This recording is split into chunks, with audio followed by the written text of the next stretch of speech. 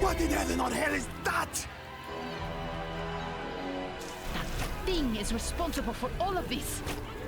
It is their madness.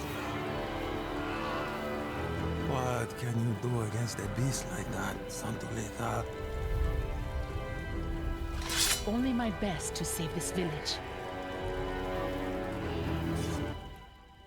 Hello and welcome. Today we're going to test a narrated, story-driven game called Fractured World. And in contrast to most of the games I cover, this one will be available on the Epic Store instead of the Steam Store.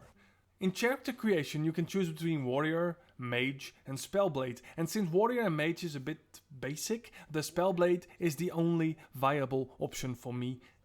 And then you get tossed in a short tutorial dungeon. After a story about a rogue wizard fracturing the universe, and the boss in that dungeon cannot be killed. I tried, but after a while it just casted a room-wide one-shot. But this creates a setup for this world, as you play fragments of memories in order to restore the timeline. And your first dungeon is a really basic dungeon, as you expect a dungeon to be. You have an empowered basic attack and a charge, as well as a fireball attack, a very versatile kit. But your basic attack swings just as well. The heal ability is rather unique. You can get heal fragments from enemies that are either put in the vial or when you are missing health, heal you directly. But you will need to manage it very carefully, as it can run out easily when you take too much punishment. Then there's also a consumable, which can be any consumable directly from your inventory. Firstly, mainly cleanses and shields, but later even summons. Some enemies are more powerful than others and may have anti-magic shields or other passive effects. And some go down after their health is low, but need to be finished with certain abilities. This all makes it harder to progress. Luckily, some creatures on that will drop a portal you can use to navigate faster. Once you find a stair down, you can move to the next level. Better gear you'll find will automatically be equipped, so you may need to check that later. And so far the game plays smooth, but a bit clunky. You can roll using space to avoid damage as well, and that together with how the skills work borrow quite some aspects from Soul games as well.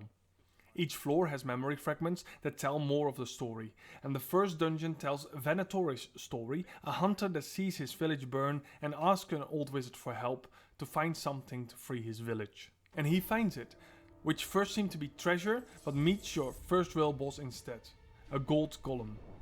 After defeating it, he finds a crystal fragment, which he can use to destroy the raiders. And then you get back into town, which is a relatively stable fragment in time. You can talk to the NPCs, not many at first, but they do have new conversations after each dungeon. This helps you build the story. There's also an enhancement place, which we get back to later, and a shop to sell your loot and potentially buy new gear. But overall the gear you find is better or will be replaced soon with better finds, so don't waste your gold too hard. Then a stash to store your items, and you have to because your early inventory space is abysmal. Also linked to your health allocation, the better you can heal, the less you can bring, so that is massively risky. In between dungeons you can level up. Strength for physical defenses, stun resistance and weapon damage. Dex also weapon damage, critical damage and resist to bleeding and burning, and more poise, which helps you get not knocked down or stunned as much. Intelligence is anti-freeze, spell power and increase in status effects of your own spells and abilities. And wisdom is mainly your magic armor and resists to poison. HP is health and overall resistances. Besides that, a lot of advanced skills to be tracked too, mainly from your items, for example rally potential, which helps you mitigate health loss by fighting. Many chests can help you get more gear, and as a spellblade the focus is strength and intelligence and health. As you want to keep it close and personal, but also want to blast them to give you some breathing room as well. To help you do that, you wield a one-hander and your offhand is a catalyst. If you would wear a shield instead of the catalyst, you would instantly notice a massive loss in spell power, so don't do that. The next zone is a beautiful forest, with somewhat the same mob, but then also with a lot of poison. This time you follow the story of a village elder called Santolita, and that story is pretty strong actually.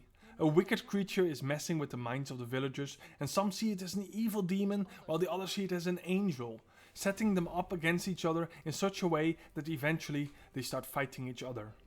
Poor Santolita needs to keep the peace, as the brainwashed zealots and the scared villagers respect her less and less, and become obsessed with the creature. The boss fight is pretty nasty, as more and more plants spit poison, and summoning can really help keep that boss busy. To give yourself again some breathing room. By the time the items become better, and especially bosses drop very good items already, like for example legendary rings. These rings have powerful passive effects like making ghost copies of slain enemies or creating a shield on low HP. The ladder, which I personally use all the time, using guard potions, which drop pretty often, a sort of mage armor shield.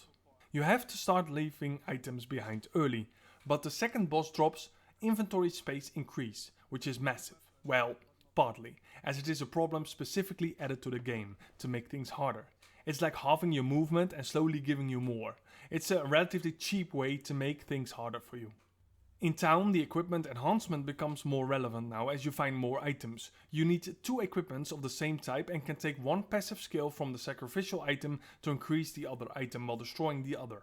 This can even be legendary rings with powerful effects, but then you probably want to use the legendary ring instead of sacrificing it.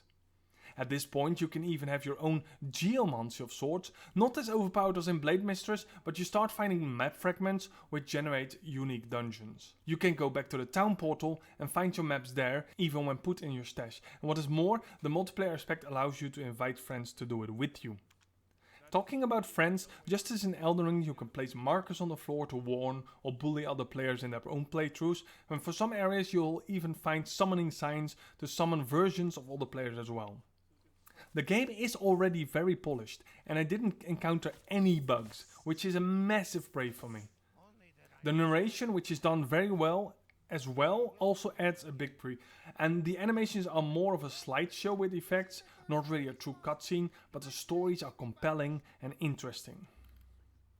And by this time you can also upgrade your abilities and equip them. The Frostbolt passes through enemies, is cheap and does more damage than the Fireball, so it's a viable candidate. But spells are a bit scary to use, as you need to charge them shortly and can be interrupted easily. The charge attack is also very good, so it's also a very good candidate, but the Arcane Pulse was severely lacking in my opinion. It uses all remaining Aether, which is basically your mana, and adds it to your attack.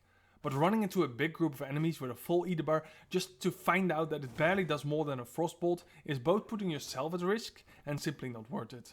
Overall, the game is fun to play and is very polished for a beta, and therefore I recommend this game. You can check it out on the Epic Store. I noticed some problems installing Epic Launcher, so if it helps, here's what happens.